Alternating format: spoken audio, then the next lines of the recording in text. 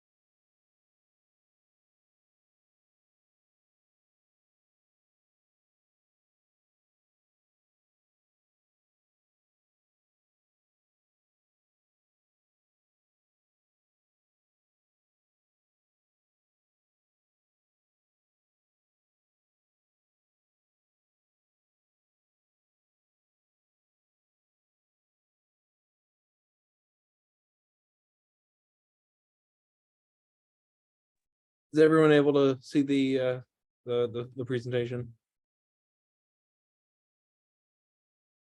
Yep. Yep. Great.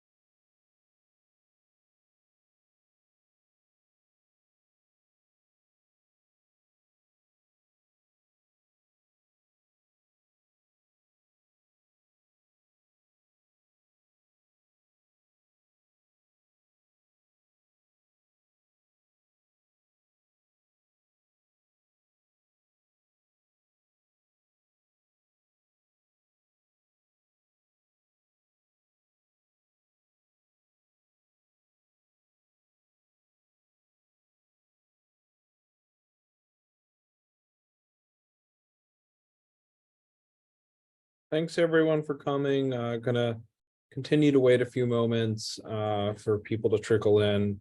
We'll probably start a little bit after 7.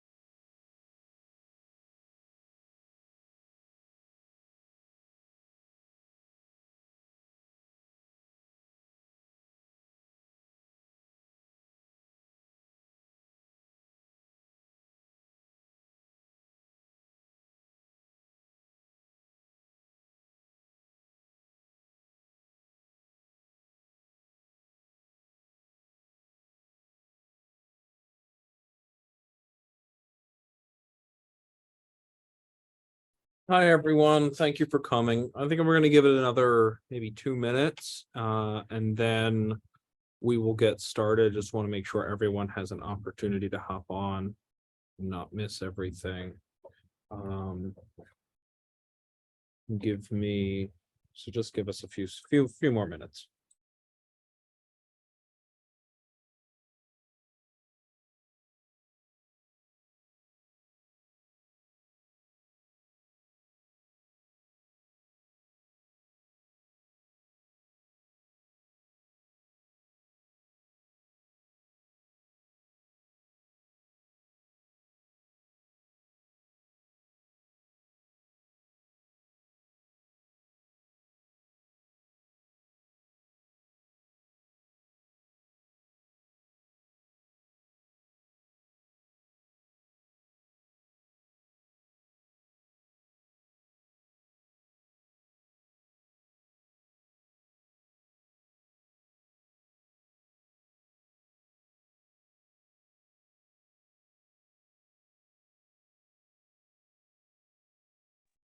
All right, why don't we get started? Welcome, everyone.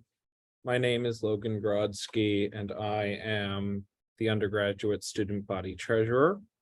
With us, we also have Andrew Gary, who is the Speaker of the Undergraduate Senate, and Andrew Forbes, who is the Undergraduate Senate Finance Committee Chair. Atharva Vispute, who is the Senate Finance Committee Chair, is unable to make it due to absence abroad, but we will be happy and are very excited to lead this meeting for you all today. So with that, I'm going to turn it over to Mr. Forbes, who will carry the bulk of this presentation. There will be an opportunity for questions at the end. Also at the end, we will make a form available to record that you were present in the Zoom. You need to stay to the end in order to fill out that form. You need to fill out that form in order for us to know you were here. So please be advised of that. All right, Andrew, would you like to take it? All right. Yep, you can flick to the next slide. Okay, good evening, everyone. Great to see a high turnout here tonight. Just to start off, these are the 4 people who are most relevant to your job in getting student government funding. There is myself and Chair Vispute, who will be the 2 people you will be meeting with directly in your funding hearings to appropriate out that money. You also have the student body treasurer, who will be working more on the reimbursement side, and then the speaker, who oversees the legislative implementation of your budget bill. And you can click on. Okay. So what is the undergraduate student government funding process? What we do in student government is appropriate out the undergraduate portion of the student organizations fee, which is approximately $6 per student per year. And the Senate conducts this appropriations process based on the undergraduate financial regulations compiled as Title VI of the Undergraduate Student Code, full of all of the processes and requirements for funding that will be explained as we go on. And in order to participate in this process, you must review and thoroughly understand Title VI, which will be tested in the undergraduate treasurer's test, a form which can be found on Heal Life. All right. Okay, so the budget request process happens in primarily 3 steps. First, the request process, where you build your funding request, putting in all of the money that your organization will be requesting, and the details of that, the back end of which is managed by the Finance Committee. Then you'll come to the Senate Finance Committee directly for the budget hearing, which is where you will have a few minutes to present your request to the Finance Committee, follow the committee's answer questions, follow their recommendations and get it through the committee so it can be brought to the full Senate. And once your budget resolution is passed along with all the others, you will have your money and will then be able to spend it. The primary way of getting money from student government is through reimbursement, which is handled through the controller, carried out by QSO, and overseen by the treasurer. All right. Okay, so we have 5 main criteria that the Finance Committee uses to evaluate all budget requests. This is a hierarchical list, so number 1 is more important, or is the most important. So that's representation. First, the number of students affected and involved in the projects and the funding request. We anticipate representation by examining past involvement, enthusiasm, and anticipated engagement in the future. So beneath that is vitality, which is the importance of a certain program to your organization, which will be assessed for its priority among other sponsored programs, their fundraising aspects, and the impact on the organization's overall morale. After that is specialization, which is examining the uniqueness of the program within the student body. We will consider cultural and educational value, overlaps with other campus programs, and recognition brought to the university and the association with the organization. After that is diversity, equity, and inclusion. We prioritize funding that enhances the organization and the university's broader diversity, equity, and inclusion efforts. This funding should allow a broader participation and increase in membership diversity for organizations. And of course, this needs to comply with all equal protection and non-discrimination regulations. Finally, there is sustainability. So we assess the organization's sustainable practices through prioritizing efforts that are in-depth, measurable, and contribute to sustainability, such as composting events, clothing drives, eco-friendly purchases. And funding must not be based on advocacy for sustainability, but actual action taken by the organization. All right. Okay, so budget submissions. Organizations submit their budget request form and the explanation of all programs and projects that will be undertaken through this funding at the following website. These semi-annual budget requests are limited to $15,000. The window of budget requests will open on August 6th at midnight and close August 13th at 11:59. You can submit your budget request at any time within that range, and you'll be good to go. It's not first come, first serve. Everyone who submits it within that window will have an equal chance of getting Senate funding. Furthermore, you must list each program that you plan to use funds for and the amount you're requesting in every funding category, which will be on the next slide. And then there are also several prohibitions on what may be funded, and which will also be shown ahead. All right, so we have funding categories. So the different things that you are eligible for Senate funding. First being building venue rental. This is funds for securing a location. This does not include lodging, which is number 5. There's also capital expenditures, funds for purchasing capital items. These are larger, more expensive individual items that your organization needs for programming or the otherwise vitality or longevity of your organization. After that are dues and fees, which are funds for paying activity-related fees, excluding prohibited dues or fees. There's also equipment rental, funds for temporarily renting equipment that your organization will need. There's also lodging, which includes funding for providing accommodation during official activities or travel, wherever it may be. Also supplies, which are funds for essential tangible goods and materials, printing and publicity, funds for producing and disseminating printed materials for promotions like a magazine or periodical that your organization publishes, programming, funds for supporting student activities not covered by other categories, stipends, funds for paying undergraduate student government members for their work. This one is purely a student government thing or category. Other organizations cannot be stipended. There's also clothing, which are funds for purchasing clothing or costumes for productions or events that the organization will need. Also travel funding, transportation outside of the city of Chapel Hill, and then finally labor fees, which are funding paying labor fees, excluding compensation for permanent employees. All right, after this, we have funding. Funding that the Senate is not allowed to disperse funds for. This first, political, no funding for electioneering or lobbying activities.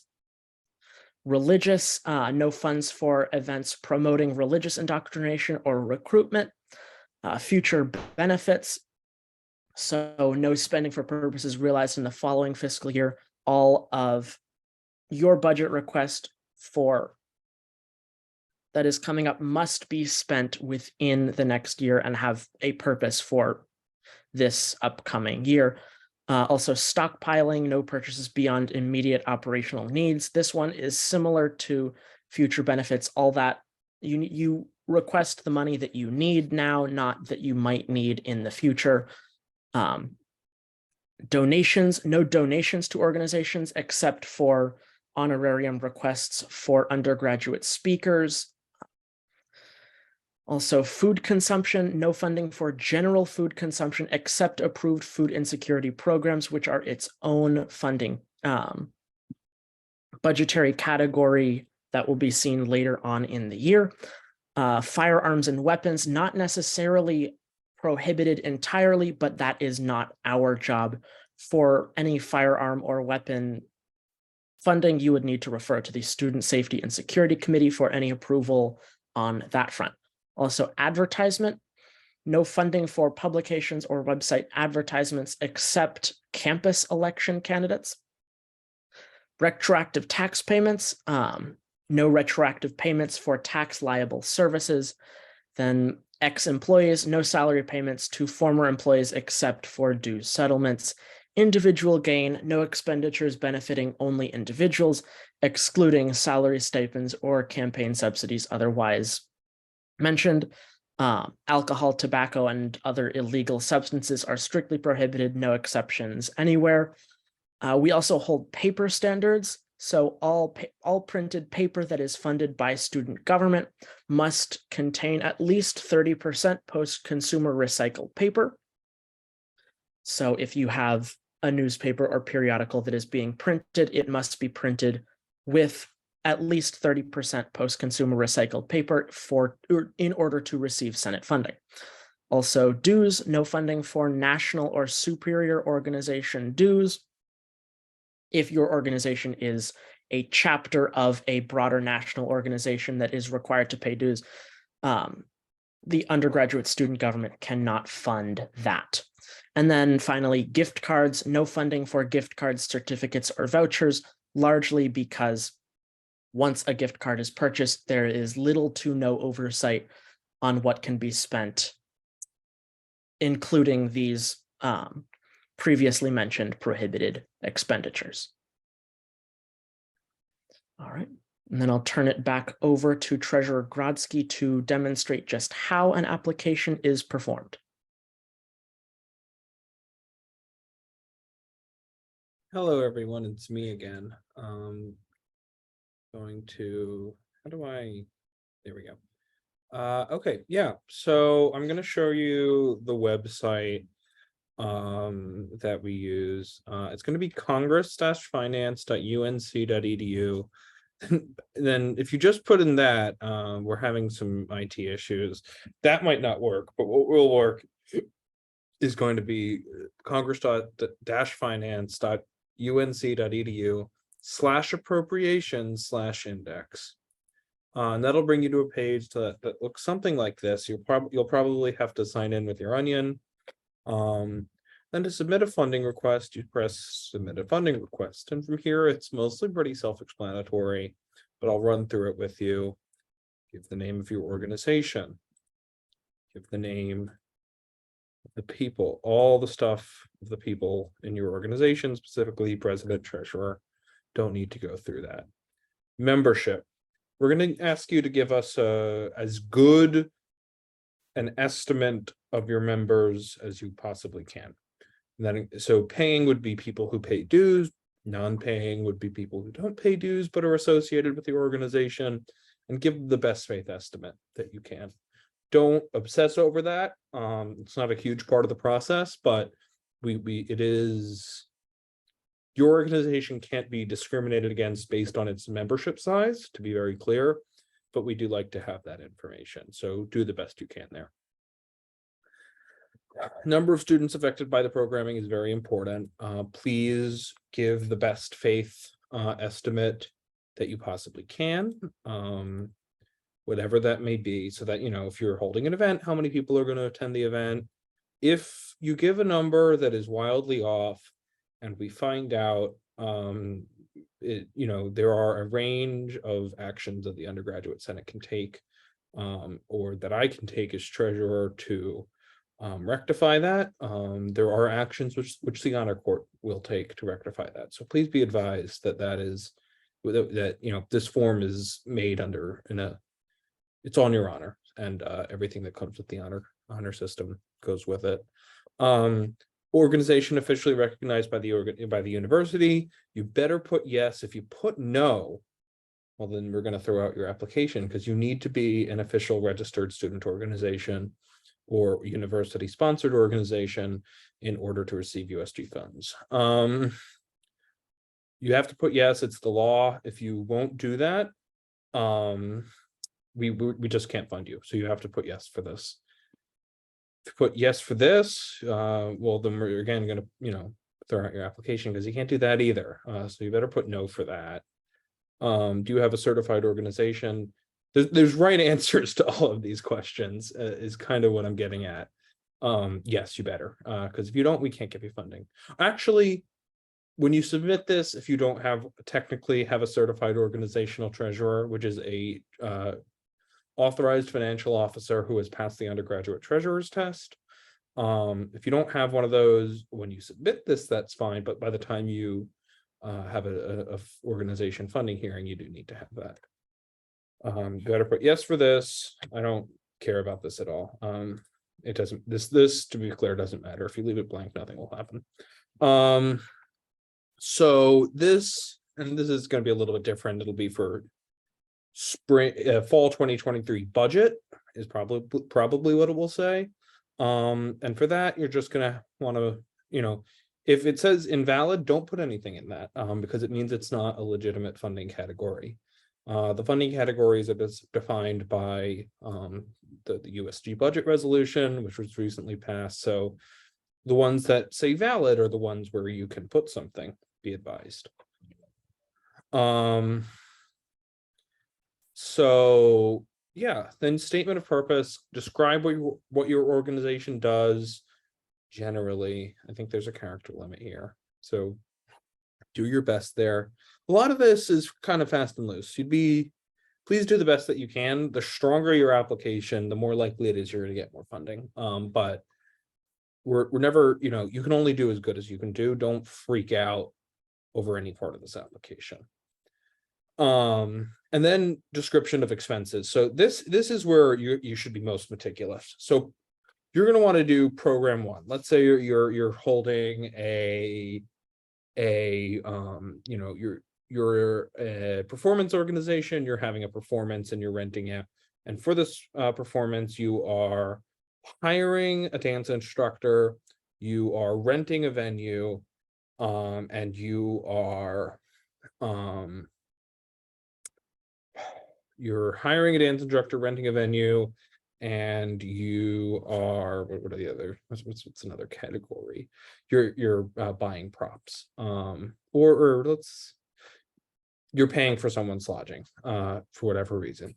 In this, you're going, so that's associated with the program. This is just the general category. So you're going to add up across all events how much funding you need in each category. And then down here for each program, you're going to say program, describe the program, and then how much in each category is specific to this program. So, you know, that'll break down these numbers for us, and it'll be clear based on what each program is. And you should do that for every program that you want funded. The purpose for which your organization is assigned is appropriated funding is expected to be the purpose for which that funding is spent. It's a little bit murky, the degree to which we'll enforce that, I'll admit, but that's the expectation. But it's really the funding categories which are hard and fast, I will say. Then you can add any other notes, you submit, and you're good to go. We'll take questions on all of this later. I see there's stuff in the chat. I think Speaker Gary is gonna help us go through. I'll actually, let me just be clear, placeholder of ideas are not permissible. The expectation is that this is for things that you've planned out. That is the law. It's not, yeah, that is not something that can be funded. You do need to have specific programs planned out. I will, but the, you know, the other side of that is late, you know, there are additional funding cycles in addition to next semester's budget. There's also in the middle of the semester something called the subsequent funding cycle, and in the subsequent funding cycle your organization can apply for a smaller amount of funding. So that helps, yes, and the funding can cover speaker fees. Yeah, I will also say, if you are waiting for your score on the treasurer's test now or in the future, I have to manually release the scores. Me or my staff has to do that. So I will always ask you to be patient. Feel free to email me. I really don't mind, but we'll get that to you as soon as possible. So with that, I expect Speaker Gary will continue to go through the chat, and then we'll also come back to questions at the end. And I'm going to hand it back to Mr. Forbes. All right, so once you have your budget request written out and submitted, you will come to your funding hearing. The Undergraduate Senate Finance Committee hears all requests in 2 subcommittees led by myself and Chair Vespute on behalf of the Greater Undergraduate Senate. These Finance Committee hearings will be happening on a few Saturdays and one additional Tuesday within the first month of the start of the semester, as dates which will be sent out after the request window closes.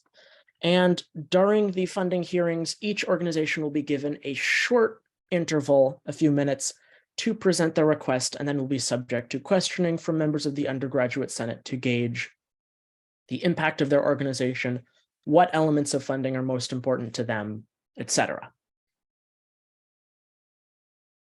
All right.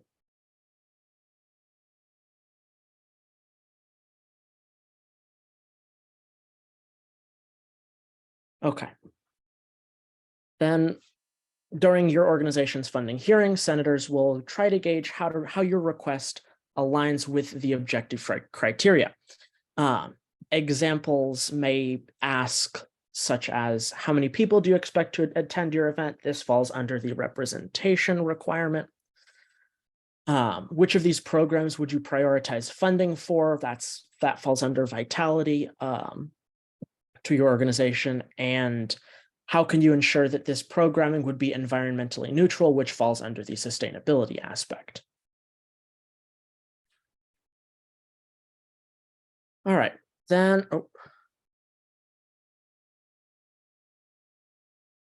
One more.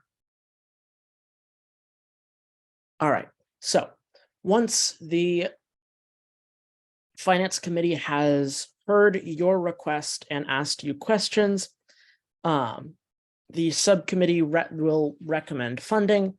The subcommittees will come together at the end of the meeting, reconcile that amount to the overall budget total, and then compile it all into a budget bill, which includes all budgetary appropriations. And either the next Tuesday or the one after that, the Senate will consider and ultimately vote on the budget bill. And once the Senate approves the budget bill, which includes all funding for all organizations, it is signed by the student body president, and you will have access to your appropriated funds. All right. Okay, now, once the undergraduate Senate has appropriated your money, it's been signed into law, and you have those funds available to you, then comes spending that money and getting your money back. We operate on a primarily reimbursement-based process, and in order to apply for that reimbursement, you must submit the appropriate form at the following website, heallife/organization/RSO finances. On that page, there will be a list of steps. Follow all of them in the attached form and reference your supporting documents, which are usually receipts, onto that Heal Life page. Always make sure to save receipts and other documentation of your expenditures so you are able to make a proof of purchase so you can get your reimbursement. Now, for things especially capital expenditures, you may need help paying for an expense in advance, since your organization cannot afford that expenditure outright. You should reach out to Treasurer Gradsky and the student controller well in advance so that they can possibly help you use a P card, which is a preloaded card with funds to serve for the purchase of that thing. All right.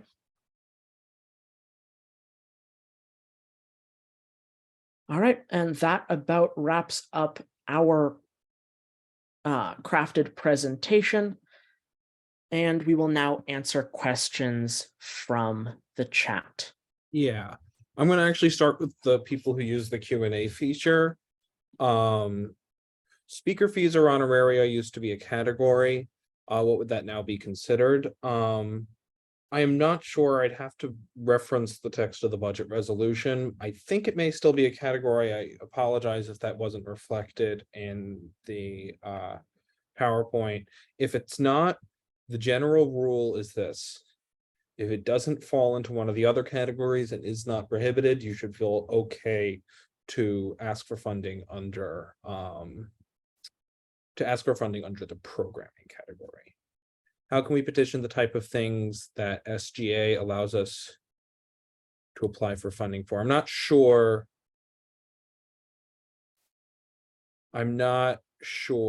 what that is meant. I'm not sure what the meaning of that question is. But yeah, I'm going, if anyone would like to follow up on that in the chat elsewhere, feel free. Reimbursement process was very difficult last year. We are very aware of this. I am very aware of this. A lot of this is on the university side of things, and we have done some things to try to make this better moving forward this year. In the past, the student controller who manages that reimbursement process was like a work study student. We're now going to have a full-time professional controller, so they will be able to get that, hopefully be able to process these faster for you. They will be able to make advanced purchases for you. And in general, we're working on reducing the paperwork burden. There's a lot of university processes involved with that. There's a lot of university processes involved in that, but we're doing our best. In terms of, do we need to worry about tax exempt status when purchasing for reimbursement? I don't think so, is my answer. If your organization is tax exempt, you should be able to use your tax exempt status as you normally would. And we can reimburse you for whatever the actual expense that you incurred was. If our organization affects individuals outside of UNC, do we include that number in the application? No. We want to know how many students are fee-paying students are going to be affected. And let's see, do students attending a sporting match count towards number of students affected, or is it just team members? You can note that, but that might be something where, the finance committee would probe a little deeper, and they can kind of, weight the impact on each of them, depending on that. You're allowed to be creative in this application, but be aware that, that might not always stand up to scrutiny. Is there any specific documentation that is necessary to bring to the hearing beyond knowledge of Title VI and your specific organization? So no need to ever apologize. He said, sorry if this was already answered. No need to apologize. A lot of organizations like to bring like a PowerPoint. That's always very helpful, to, help people. Not required though. Yeah. I don't think there's anything required, and maybe my co-hosts can also correct me if they think I'm wrong. Will the budget request just be, nope, there's another cycle in the spring semester as well. It's a semi-annual budget process, so there'll be another cycle in the spring if you can't make this one. How do you report students not at UNC who are affected by programming? You don't. The effect is meant to be on UNC students. Yeah, and just to clarify, is food/catering funded? This is a little bit complicated. My basic answer is no, it is not funded. There are exceptions to this, depending on if it would, depending on if the food expenditure would be would alleviate food insecurity. And I think the parameter that's used in the undergraduate code is if it would be used to feed more than 100 people, it's possible that it could be funded, but there's more requirements on top of that.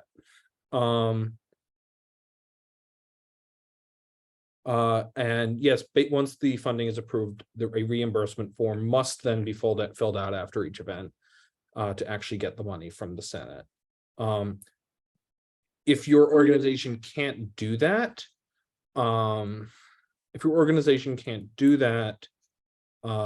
you should reach out ahead of that event to myself and the student controller. Their email is unionsc@unc.edu, and we can probably help you out.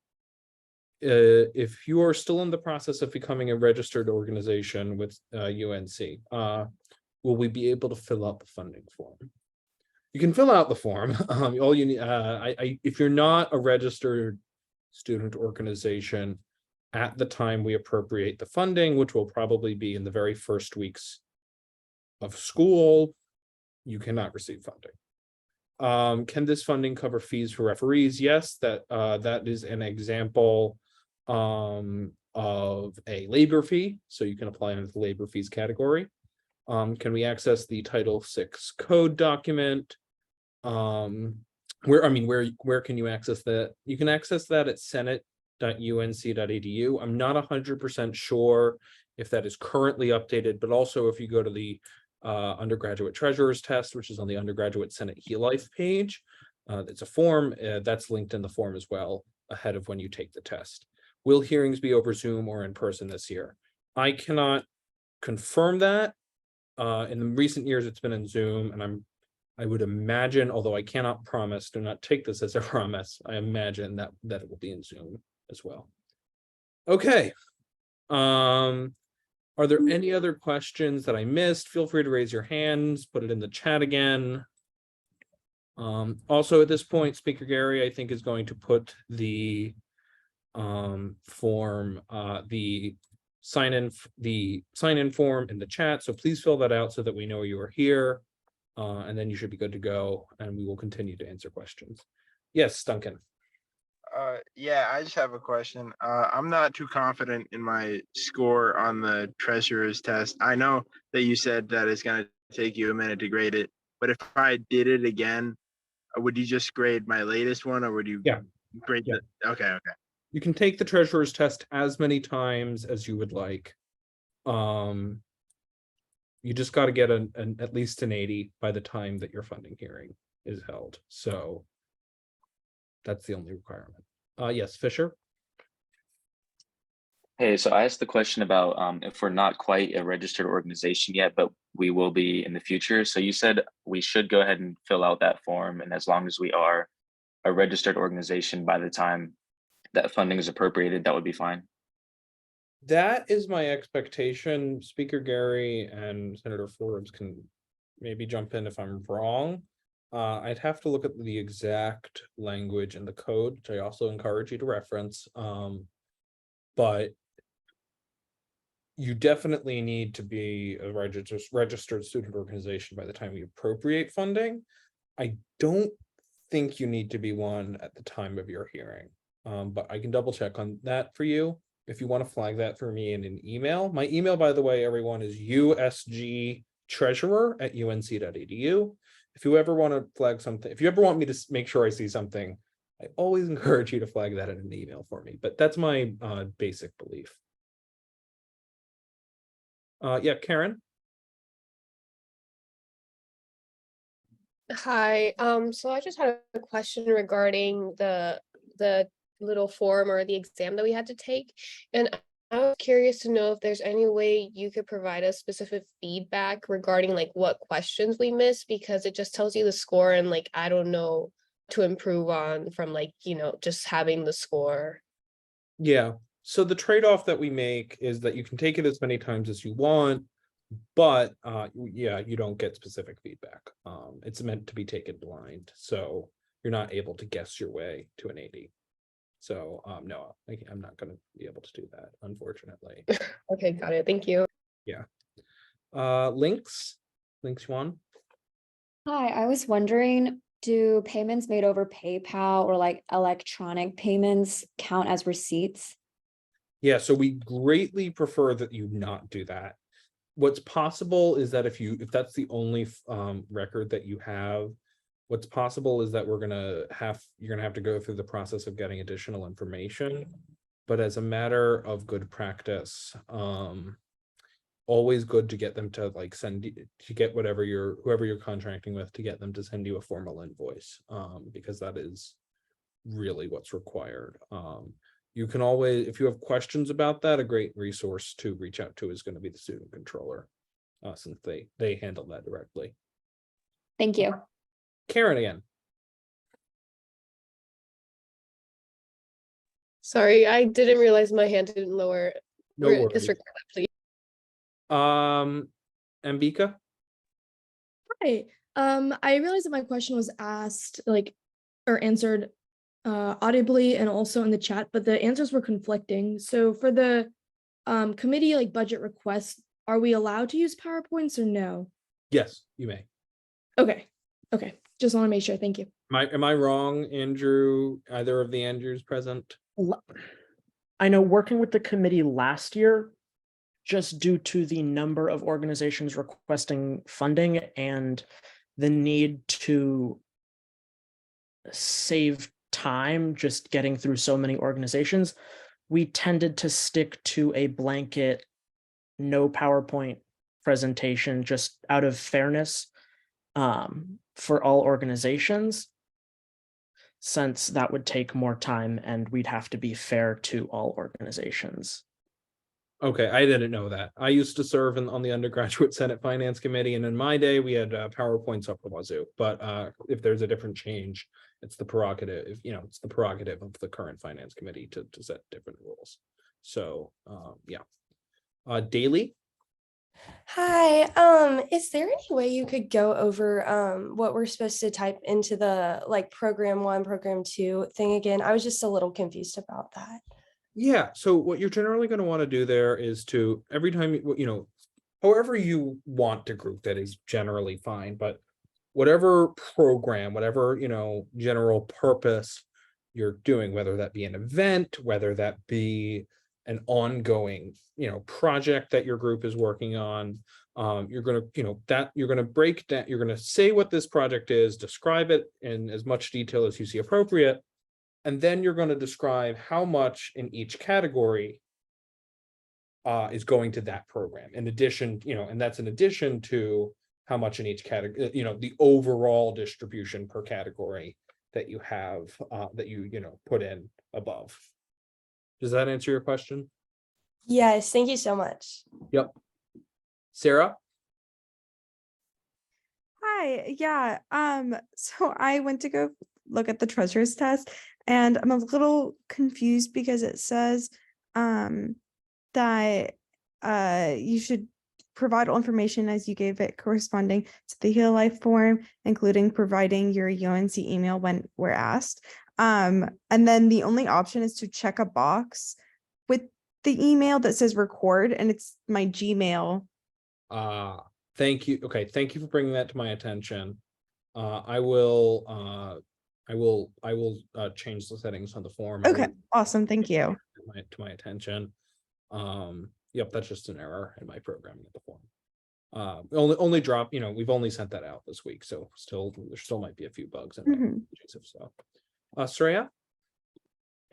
Hi, I was wondering about the food insecurity allocations and like when that's going to open, and if like when we apply for it, does that count for the whole year or does it have to be spent in the fall semester? Yeah, I don't know exactly when. That's not been decided yet. My expectation per my conversations with the finance committee chair is that will be sometime in the fall, although I can't swear by that. You'll get an email once that goes open. My expectation is it'll be at the same time as one of the subsequent funding cycles. What was the second part of the question? Yes, you can definitely spend it at any point in the year.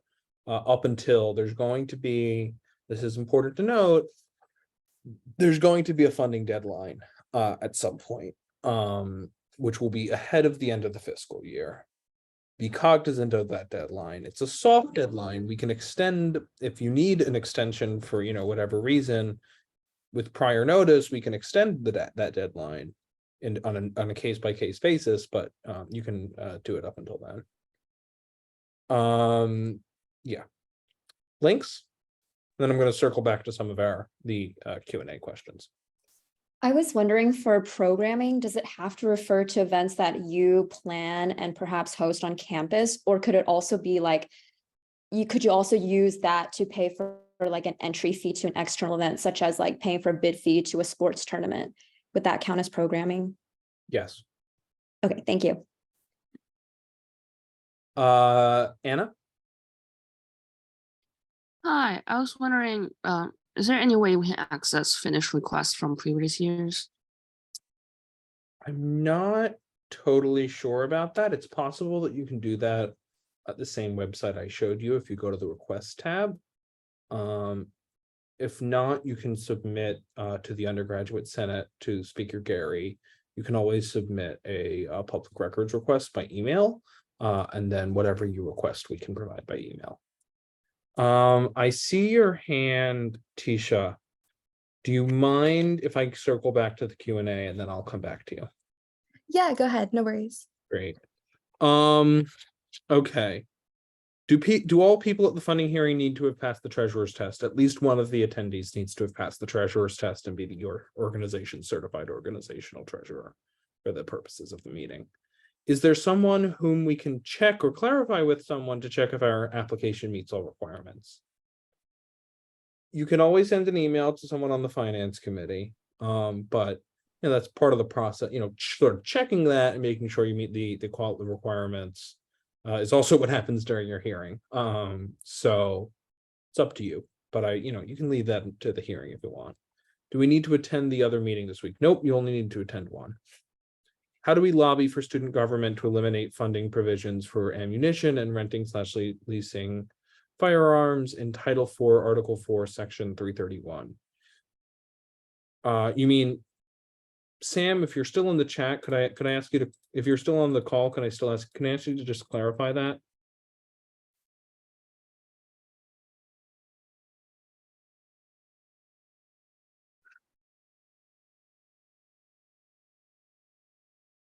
Okay. How, you can, I believe the Undergraduate Senate website is in the process of being updated. If you have a desire to, I recommend you read the governing documents for processes. You can always reach out to one of, your undergraduate senator, whoever they may be, to quote unquote lobby, but not necessarily germane to our discussion here.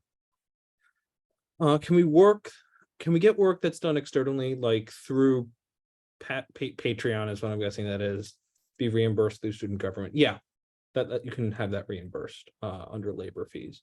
Where can I find the treasurer's test? You're going to want to go to Heal Life. You're going to want to go to the Undergraduate Senate Heal Life page, and then it is a form on that page. If we are catering food for 350 plus people, is that possible to get reimbursed?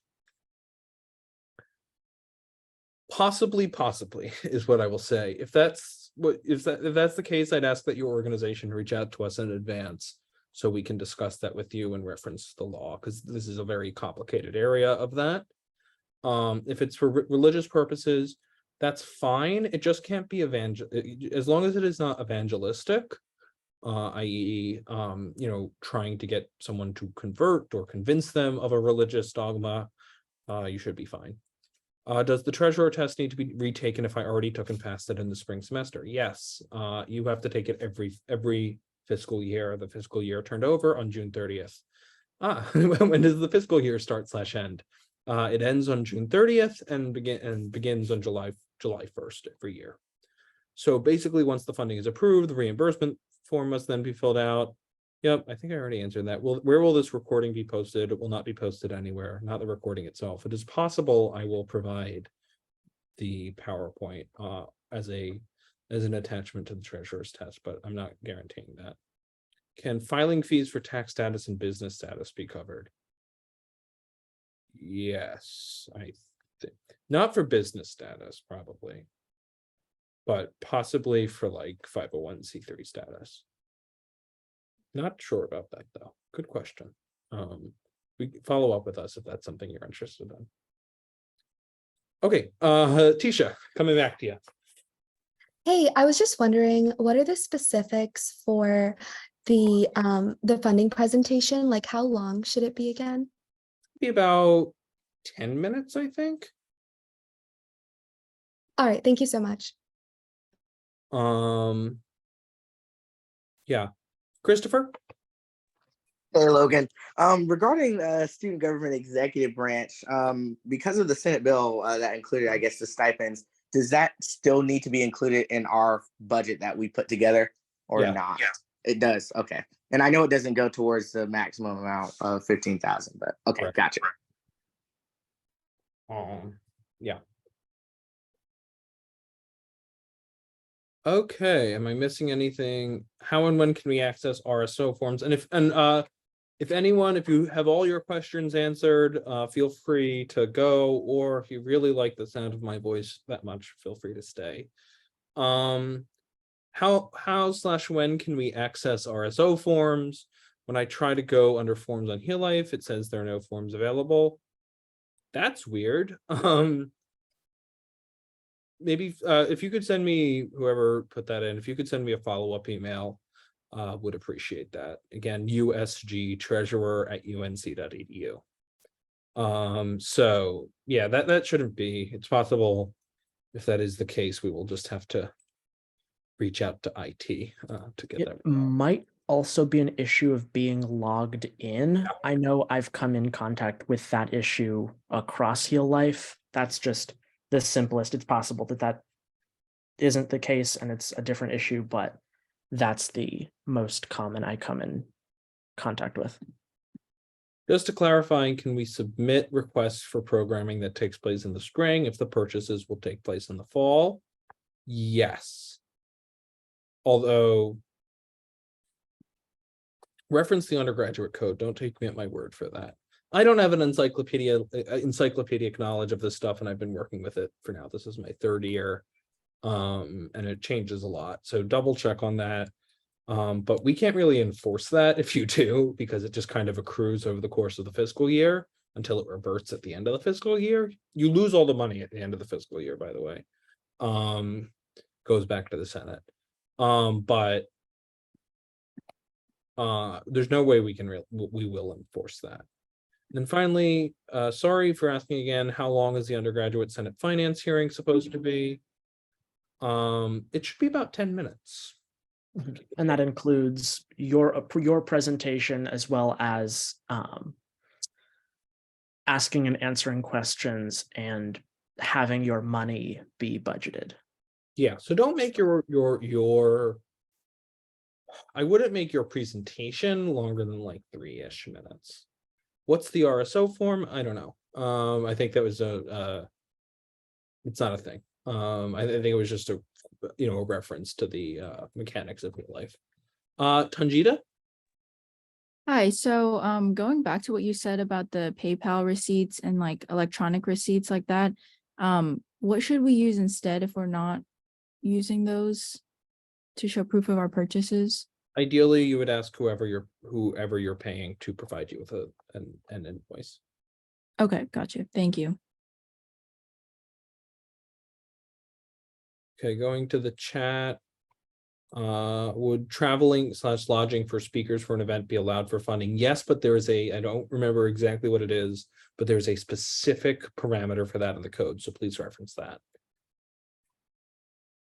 The funding is decided at hearing. Yeah, basically your funding is decided during your hearing. That is subject to amendment following your hearing. And that does happen. So you should always check what the final passed legislation was. But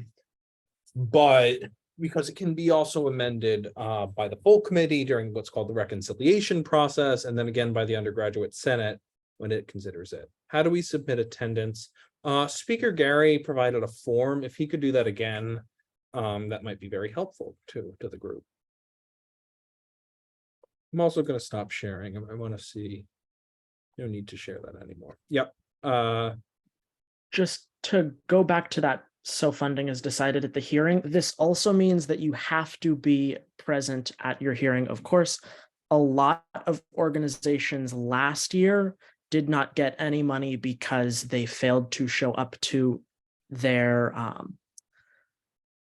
request hearing. And we, of course, want people to show up so that they can get their money and get that all dispersed. So do show up. Yeah, in general, one of the things I will note about the process is that I think everyone who works with it wants to be very nice, and we want student organizations to get and spend money, but there are also rules that govern it.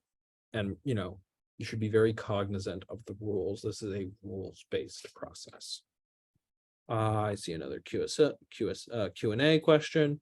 Again, feel free to leave when you feel prepared to leave. Is there a maximum number of exec members we can bring to the Senate Finance meeting? No. So we need to have proof of every purchase to be eligible for reimbursement. Yes. Anything that is purchased, you must have full proof of purchase, ideally in the form of an itemized receipt or invoice. Yeah. That is, and I can't tell you how many organizations ultimately aren't able to access their funding because they don't have sufficient proof of purchase. And there's really nothing I can do about that because that's a university requirement. Okay. I don't see any questions. I'm getting some direct messages. Should every organization create a bank account in its name? I can't advise you on that for your organization. It's not necessary for your organization to receive, money from USG, but I can't, it's not required in order to get funding. If you don't, though, individual members of your organization are going to have to manage that probably through their accounts. If you are looking to register a new org when it opens on August 15th, is it unlikely to get funding? I can't say. for sure, but like, you just need to be, by the time the Senate has to appropriate funding, or really preferably by the time we, preferably by the time, you know, your request is being heard, you should be a registered student organization. We can't give you money if you're not a registered student organization. Are there any other questions that anyone hasn't had asked? Gonna stick around for a few minutes. If you do have a question, let me know. Oh, is it possible for an item to be denied reimbursement if it's approved by undergraduate Senate, but then at the time of actually doing the reimbursement process, it gets declined? So yeah, if it's just because it's, yeah, if you don't have, you know, if for whatever reason you can't, if for whatever reason you know, there's a variety, like for example, sometimes people will not provide sufficient proof of purchase. Sometimes they'll submit the form wrong. Sometimes there's an arcane university rule that USG isn't responsible for, that the university will, you know, decline your reimbursement for. And, you know, we never even knew about it. So that does happen. It's pretty rare, like that last one, but like it has happened. But usually if you're denied reimbursement, it is something fixable. You submitted something in the form wrong and you can resubmit. We are working on confirming a speaker. Would it be acceptable to write our request for one speaker, but possibly need to use the honoraria for a different backup? Yeah, probably, especially if it's for the same event. Can Airbnbs be counted under lodging? Yes, definitely can.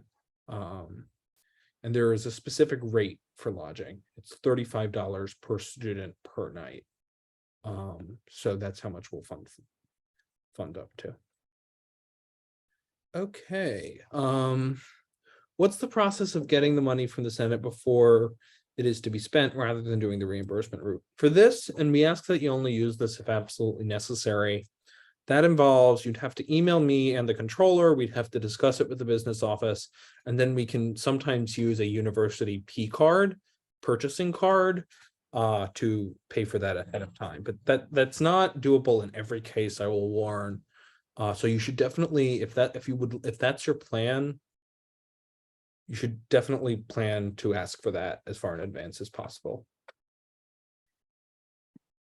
What's an honorarium? An honorarium is just a speaker fee.